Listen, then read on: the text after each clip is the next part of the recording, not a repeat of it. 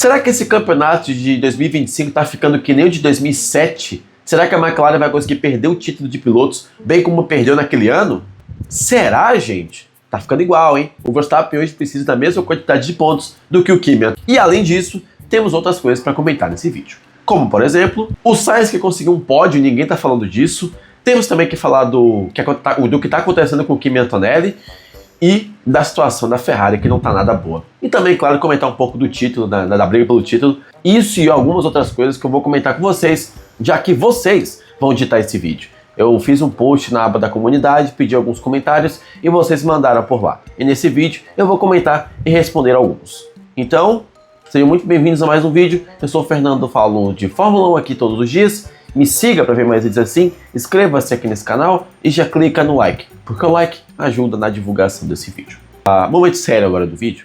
O Kimi Antonelli está sofrendo alguns ataques nas redes sociais por ter supostamente deixado o Verstappen passar. Se você usar um pouquinho o cérebro, esse vídeo vai para as pessoas inteligentes, né? Se você consegue raciocinar um pouco, você percebe que ele não entregou aquela posição. A Mercedes já rechaçou, óbvio, ela não quer dizer que entregou, mas já rechaçou. A Red Bull já emitiu um comunicado pedindo desculpas e que o próprio engenheiro, o GP, acabou, não vou dizer que ele incentivou, mas ele acabou sem querer motivando um pouco as pessoas a duvidarem do que aconteceu lá com o Kimi Antonelli. E o Kimi Antonelli errou na curva. E as pessoas estão julgando como se ele tivesse se vendido, como se a Mercedes tivesse mandado ele fazer aquilo, como se ele tivesse querendo prejudicar o Max Verstappen de propósito a troco de nada.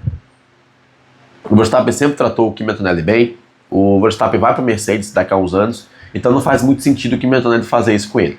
Não faz.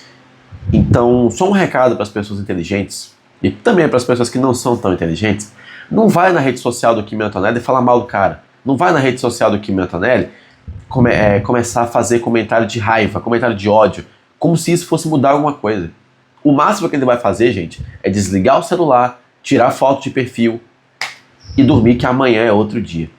Então não perca o seu tempo indo lá jogar hate no menino, sendo que ele não fez nada de errado. E também não seja ignorante ao ponto de pegar qualquer coisa da pista e transformar aquilo num ambiente virtual de ódio. Tá, rapaziada? Porque lembre-se, apesar dele ser um piloto que lida muito com pressão, ele ainda é humano. E ainda é uma criança. Eu tenho 25 anos, estou longe de ser um super adulto, mas um cara que tem 18 anos ainda é uma criança, gente. Você sabe muito bem disso. Então não vá lá, não seja esse tipo de pessoa. E caso você conhece alguém que tem esse tipo de comportamento, dá aquele toque, dá aquele aviso, ou até mesmo se afaste. Porque esse tipo de pessoa não é madura e certamente sempre traz problemas por onde passa. Então, não vou chegar aqui e falar assim, pô, Kimi Antonelli, força pra você nesse momento, porque ele não vai ver esse vídeo, né? E quiçá entende português. Mas eu acho que a gente pode contribuir um pouco com o mundo falando esse tipo de coisa aqui pra câmera, né? Principalmente pra vocês aí do outro lado, que é, não faça esse tipo de coisa, não vai comentar em foto de ninguém, não faz isso, tá? O máximo que você pode fazer é zoar o rival quando perde o título. Aí ok, aí tá na bola, aí tá suave, você não ameaça ninguém de morte nem nada, mas quando chega nesse ponto do ódio, não precisa. Apaga o comentário e fica tranquilo, tá? Não seja esse tipo de pessoa. A temporada realmente lembra um pouco a de 2007 com tudo que tá acontecendo. 2 pilotos da McLaren pipocando, um piloto de uma outra equipe cuja identidade visual é vermelha, né? Red Bull e Ferrari, brigando pelo título. E o que mais, Fernando, que a gente pode falar? Incrivelmente, 12 pontos é o que separa ambos os pilotos aqui. Pelo que eu fiquei sabendo, tá? Pelo o que eu fiquei sabendo. Porque em 2007 aconteceu uma resenha no final da corrida lá em Interlagos. Quase que eu falo Kimi Antonelli. O Raikkonen ganhou e o Hamilton teve problema de motor, enfim, não ganhou o título.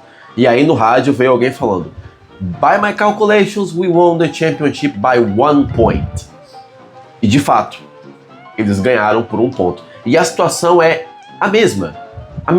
O Verstappen tem que ganhar e torcer pro Lando chegar em quarto. Porque fizeram a correção de pontos e chegaram na conclusão que o Max precisa da mesma quantidade de pontos que o Kimi na época, né? Que na época o sistema de pontuação era diferente, mas após a conversão, o Kimi precisava de 12 pontos. Na mesma quantidade que o Verstappen hoje. E, embora na época, em 2007, tinha aquela questão do Spygate, que eu acho que influenciou um pouco nessa briga pelo título até a última corrida, já que o Hamilton poderia ter sido campeão na China, É uma situação de, eu não vou dizer que é Spygate, mas Shamegate, né? Que é o escândalo da vergonha. É como se a McLaren não quisesse ganhar o título com os pilotos, pô. O que aconteceu no Qatar foi tão burro, foi uma estratégia tão burra, uma desestratégia, que a gente duvida se a McLaren quer ganhar o título. Aí chega o Zac Brown, dá uma entrevista para a Fórmula 1 2 semanas atrás e diz que, se for pra gente perder, que a gente perca pro Verstappen e que a gente não perca pra nós mesmos. Que papo é esse, cara? Tu tem 2 pilotos brigando pelo título de pilotos, tu vai meter um papo de que, ai, nossa, se for pra perder que o Verstappen ganhe, porque assim a gente não vai precisar ganhar de nós mesmos, pra mostrar que nós somos unidos. Zac Brown, meu irmão, conta pra vida, meu brother. Mas enfim, tá bem parecido com 2007 sim, briga entre os pilotos, caos na McLaren, bagunça, escândalo, não vou dizer escândalo, mas assim, confusão nos microfones, pilotos dando respostas atravessadas aqui e ali. O Piastri, por exemplo, logo depois do GP lá no Qatar, ele fez uma publicação na sua rede social sem legenda e sem música.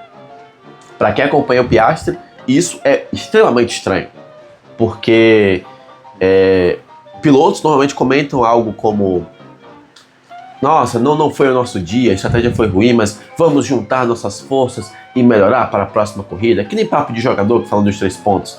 No caso do Piastri foi só a foto, olhando pro troféu, triste, sem legenda.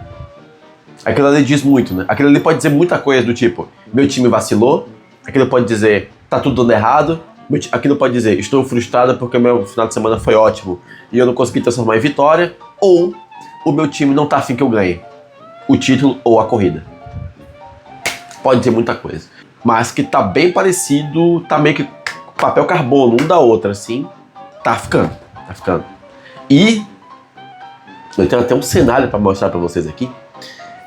Caso vocês estejam vendo esse corte, saiba que esse corte não era para ter ido ao vídeo, tá?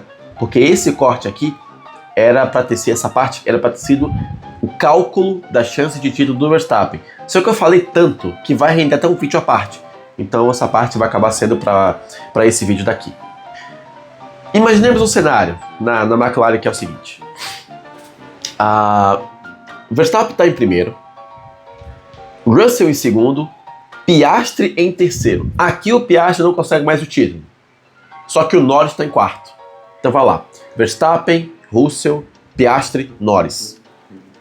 Nesse cenário, o Verstappen é o campeão e os 2 pilotos da McLaren perdem o título.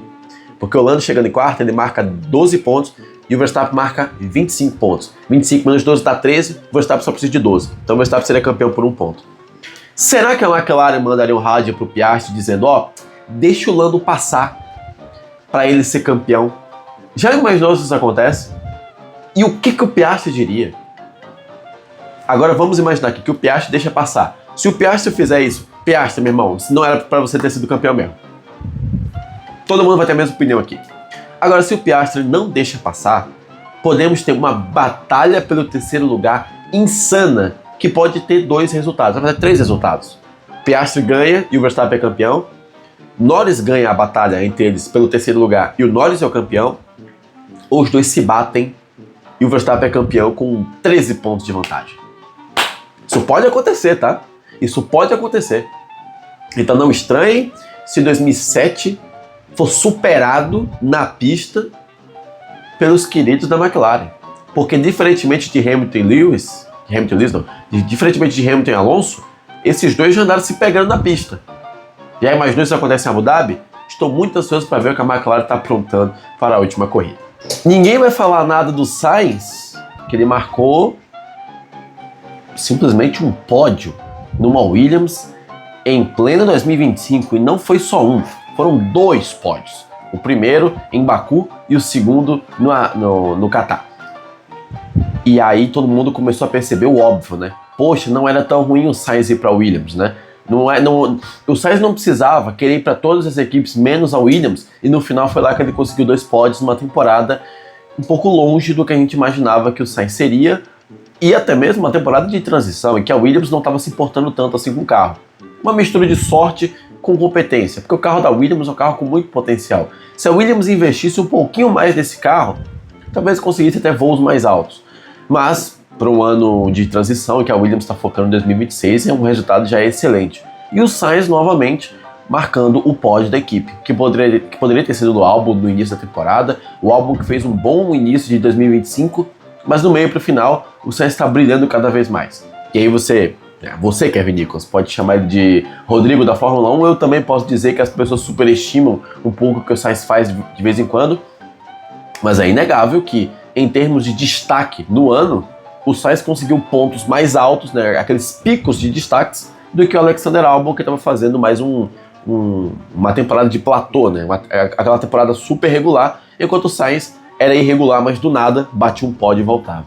No fim, foi melhor ter ido para Williams mesmo, dado o que está acontecendo na Ferrari, por exemplo. Apesar de toda essa emoção estar disfarçando a real crise no esporte, a Ferrari teve um final de semana mais anêmico possível. E isso você está sendo até um pouco generoso. No início da corrida, a Ferrari até conseguiu algumas posições com Hamilton, só que o Leclerc ficou ilhado onde ele estava e ficou por ali mesmo. Eles não conseguiram chegar perto do pódio, quiçá passar de alguma posição além do Alonso, que estava fazendo trenzinho. Não sei se vocês viram, não sei se vocês ficaram sabendo, mas da mesma forma que a Ferrari estava ruim, lá na frente tinha um cara segurando todo mundo. Foi o Alonso. O Alonso fez a boa para a McLaren e ajudou ela quando ela mais precisou, enquanto todas as outras equipes pagavam esse pato.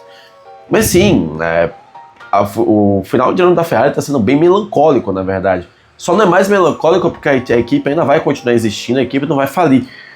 Mas no início do ano prometeu muita coisa. Esse é um tema que ainda merece um vídeo à parte aqui nesse canal.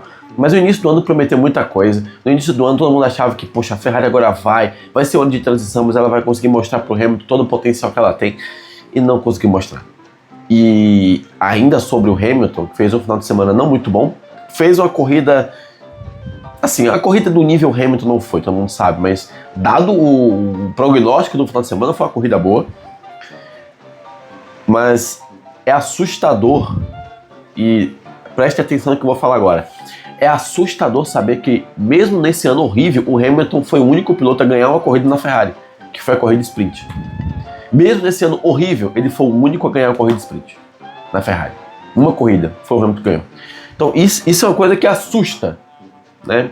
Mas enfim, ainda vou fazer um vídeo à parte só sobre isso, no final da temporada, mas... é isso, é o que temos para Ferrari, e Abu Dhabi vai ser aquela corrida saideira, que ninguém tá nem aí para resultado, qualquer coisa que vier é lucro e vamos acabar logo com isso.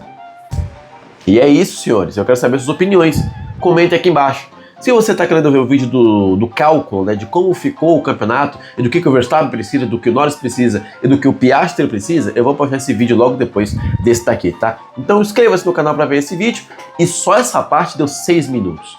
Então percebam o tamanho que ia ficar meu vídeo se eu tivesse deixado essa parte também. Então, tirei a outra para fazer um vídeo à parte e eu já volto aqui para falar com vocês, ok? Então, clica no like, se inscreve no canal, vejo vocês no próximo vídeo, comenta aqui embaixo as suas opiniões e até mais.